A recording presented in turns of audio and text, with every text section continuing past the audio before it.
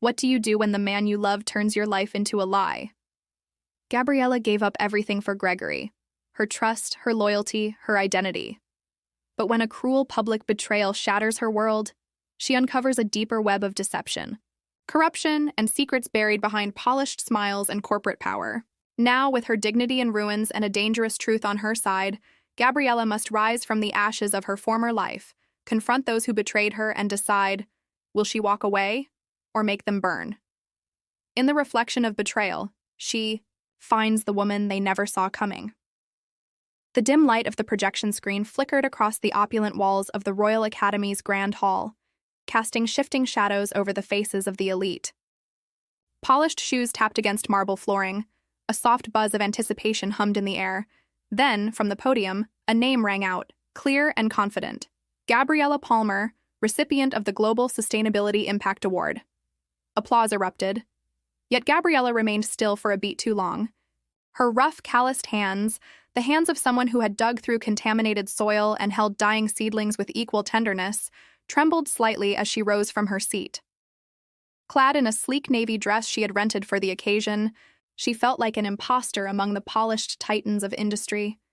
She walked toward the stage with measured grace, head high, posture unwavering. But she wasn't here for the applause. She wasn't here for closure. Gabriella Palmer was here for the truth. The lights bathed her in an unnatural glow as she reached the podium. The hall, grand and glittering, blurred into a watercolor of gold and silver. Her eyes, though, focused on the shadows in the back of the hall, on a reserved seat that remained pointedly empty. The nameplate read, Dr. Helena Palmer, Chairwoman, Mosaic Fertilizers. Her mother. The woman who had orchestrated her exile. She began her speech, voice steady but sharp. This award recognizes innovation in environmental sustainability. But, for me, it represents something more personal, the resilience to reclaim your voice in a world determined to silence it. A standing ovation followed, but Gabriella's heart beat not for glory. It was a confrontation 2 decades overdue. 20 years ago, at the age of 19, Gabriella had stood on the marble steps of the Palmer estate, clutching 2 suitcases and a rejection letter from her father. Community college isn't real. Ambition. We invested in perfection. Since you've chosen mediocrity, you're on your own, he had said, the words like glass underfoot. The mansion loomed behind her, glowing under the moonlight like a mirage. A childhood of rigid expectations, of piano recitals she hated, of science fairs won with someone else's data, faded into the past as she walked down the driveway. Homeless, disowned, unbowed. She lived in a friend's garage, ate instant noodles, cleaned university labs by night, and studied soil degradation by day. Her notebooks were water-stained. Her boots were second-hand. Her spirit, though, was indomitable. Gabriella earned a scholarship to a small environmental science program. She planted urban gardens in abandoned lots. She spent summers in war-torn regions teaching chemistry in refugee camps. And she turned broken glass into solar panels. By the time she earned her PhD at Oxford, funded by 3 jobs and a crowd-funded thesis, Gabriella Palmer was no longer her parents' disappointment. She was a self-made force of nature, but some ghosts never rest. Backstage after the ceremony, champagne glasses clinked, and high-ranking officials exchanged warm pleasantries. Gabriella offered tight smiles, but her eyes scanned the crowd for the storm she knew was coming.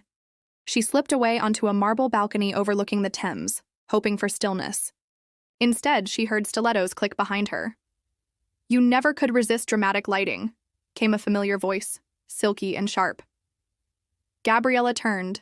Helena Palmer, her mother, dressed in a steel gray power suit that matched the rigidity of her expression, stepped forward.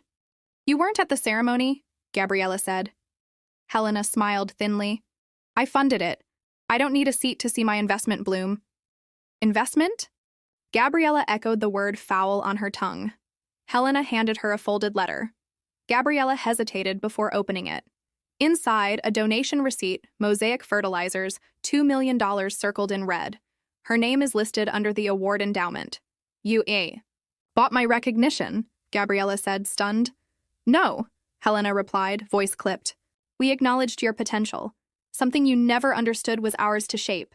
Gabriella's knuckles whitened around the letter. You exiled me because I refused your mold. You don't get to claim me now. Helena stepped closer. You're still so naive. The world doesn't run on merit. It runs on power. And you're standing in it.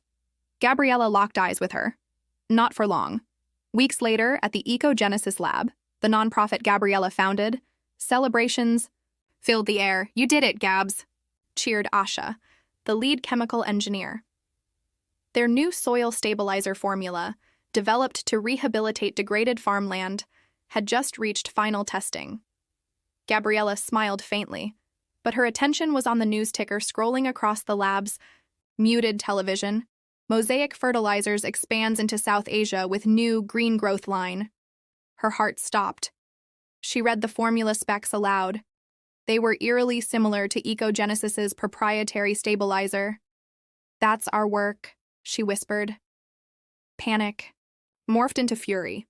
Gabriella rushed to her office, pulled up access logs. One unauthorized login, the week before the award, from an admin device, labeled Palmer Admin. Her mother had stolen their work. Not just stolen it, repackaged it. Mosaic's global redemption. Story was a fraud, built on years of fieldwork by underfunded scientists. Her scientists. That night, she convened her team. They took our formula. They'll mass-produce it with no ethics, no oversight, she said. Malik, the legal advisor, looked grim. Our patent is still pending. If they beat us to approval, they win. Asha added, and Mosaic has lawyers who make senators sweat. Gabriella's voice turned to steel. Then we fight them in the courts, in the media, in the fields, everywhere. But Helena Palmer wasn't finished yet. A new battlefront opened unexpectedly. One far closer to Gabriella's wounds. Her ex-husband Gregory, long silent after their divorce, appeared suddenly in headlines, a gala, a charity auction. Gregory and Cassandra, the woman Gabriella once considered a friend, graced magazines as the power couple of the year. But Gabriella saw the cracks, whispers of insider trading, shady offshore deals. Cassandra had opened a boutique funded by questionable sources. Then came the lawsuit. Cassandra claimed Gabriella had slandered her publicly. Gregory backed her. The court case was fast-tracked. The press turned feral. Gabriella sat in the courtroom, watching Gregory avoid her gaze as Cassandra took the stand and lied effortlessly. Verdict: against Gabriella. Defamation, fines, public apology. It was a humiliation she hadn't anticipated. But it unveiled a deeper mystery. Gabriella began to dig. Bank statements, financial inconsistencies, forged signatures. She found an old hard drive Gregory had left behind. Buried in it were encrypted files. With help from a hacker friend, she uncovered them. Offshore accounts, fake transactions, fraudulent investments. Shell companies are linked to Cassandra's boutique. She compiled the evidence. The Silver Ledger, she called it. Gabriella reached out to Evelyn Martinez, a former SEC forensic accountant. You've got enough to sink ships, Evelyn said, but you need a captain. Let me help. Together, they created whistleblower packets, sent dossiers to the press, planted seeds in regulatory circles. Gabriella moved like a phantom through conferences and events, collecting whispers, dropping drives. Then came the headlines. Corporate fraud scandal impacts investment giant. Whistleblower reveals multi-million-dollar laundering network. Gregory was arrested. Cassandra vanished into house arrest. Gabriella stood before her mirror, the one that had reflected years of grief and strength. She traced her reflection. You've come far, she whispered. Then the doorbell rang. A letter, a summons. Gregory was countersuing, claiming evidence tampering. Gabriella folded the letter, placed it beside the silver ledger. The mirror caught her eyes, fire in their depths.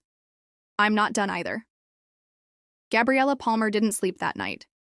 The celebration of her professional triumph had become a battleground of unresolved trauma, corporate betrayal, and maternal venom. She lay awake in her hotel suite, staring at the ceiling, her mind weaving through a labyrinth of memories and what-ifs. She wasn't just betrayed. She was stolen from by those who knew her best.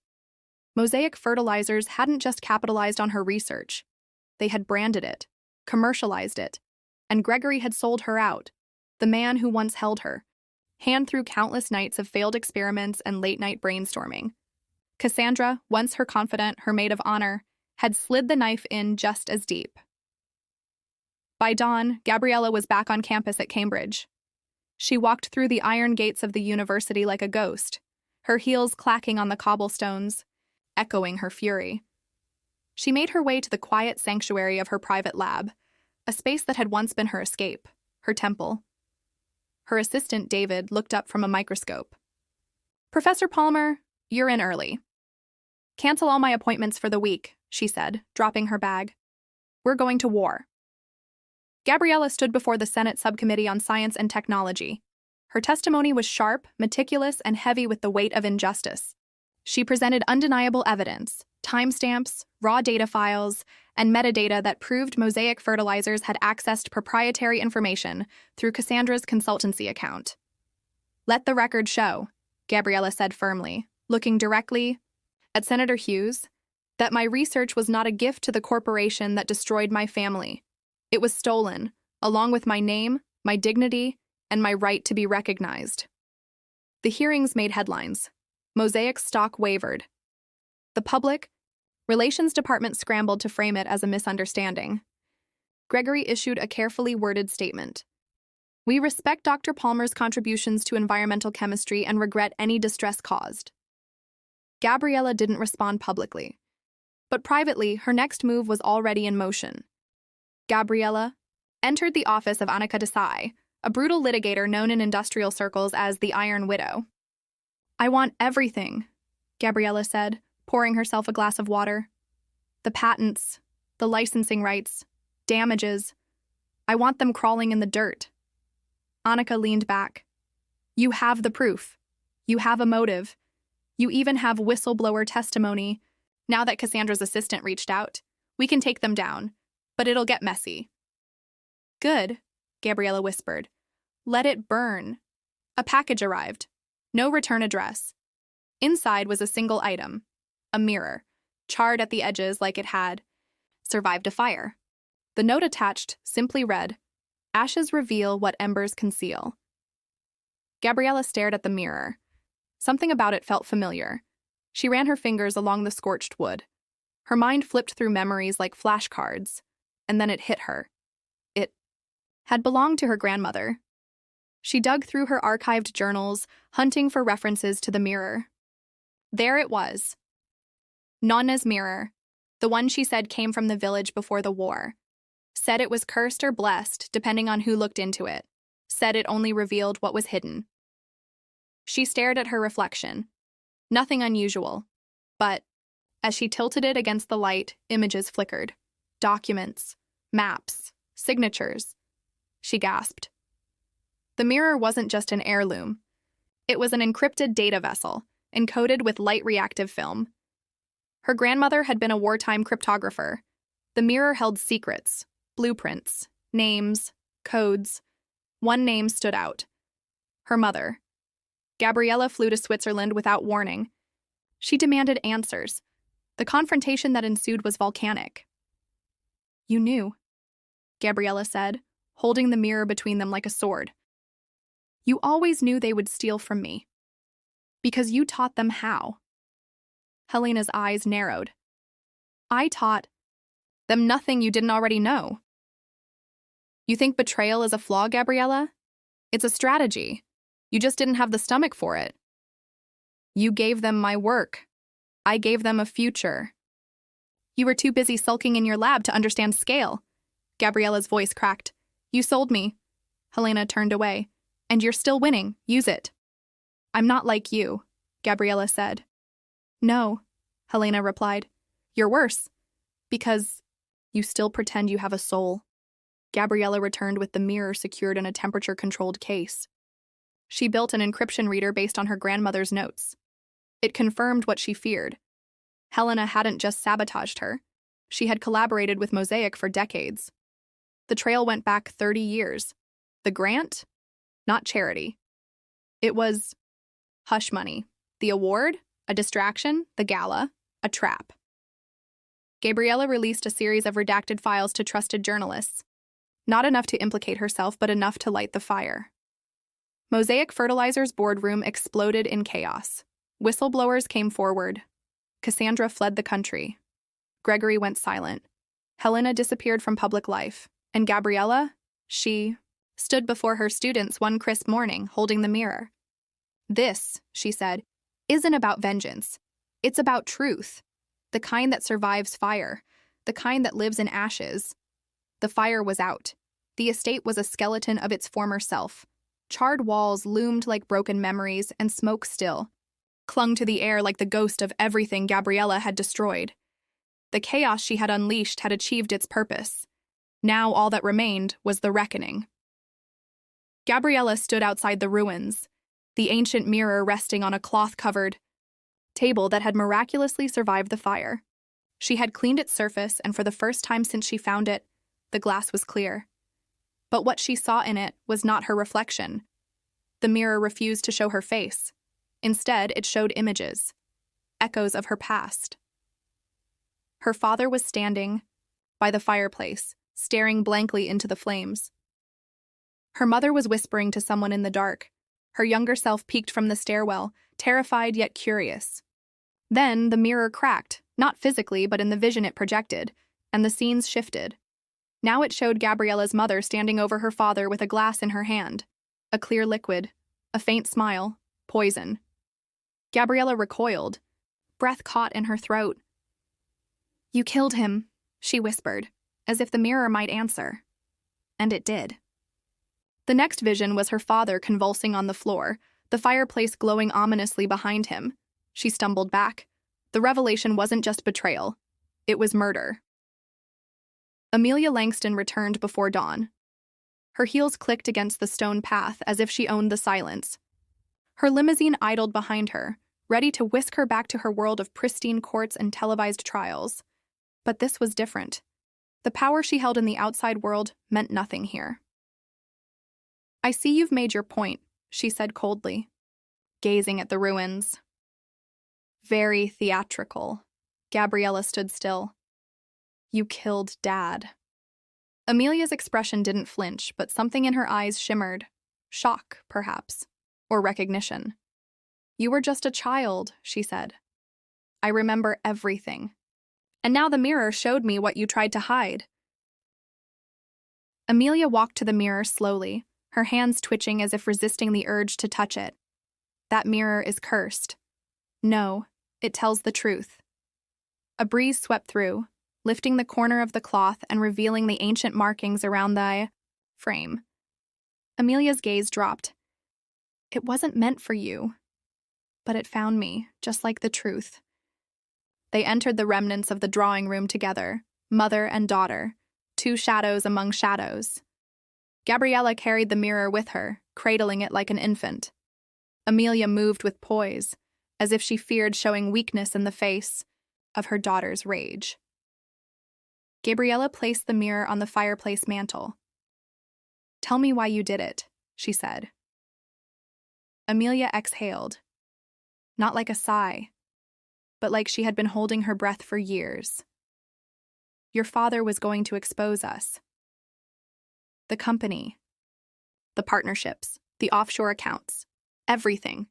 He wanted out. I tried to reason with him, but your father had morals he couldn't bend. I had no choice."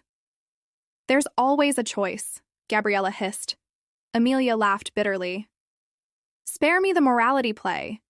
You think burning down our home is justice? You think that mirror makes you judge and jury? You're just a girl playing with ghosts." "Maybe," Gabriella whispered. "But I'm not alone." The mirror flickered again. Now, it showed not just the past, but a courtroom. Amelia on the stand. Gabriella was standing across from her, older, firmer, wearing the judge's robe. "What is this?" Amelia muttered. "A possibility," Gabriella said. "A future where the truth finally wins." Weeks passed. The Langston estate was never rebuilt. Its ashes were declared a historical site under exceptional circumstances. Gabriella took the mirror and left Boston. She moved to a small coastal town In Maine, changed her last name, and worked quietly as a legal aid while studying for the bar exam. The mirror stayed with her, hidden behind a curtain in her apartment, covered most of the time. But occasionally, when the world grew too heavy or her heart felt the weight of history, she'd unveil it. And watch. It never showed her the present, only the past, only possibilities. But that was enough. One rainy morning, Gabriella entered the courthouse for her first trial as a certified attorney.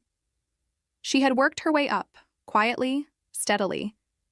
And now she stood across from a woman named Olivia Harrington, an executive accused of financial fraud and employee exploitation.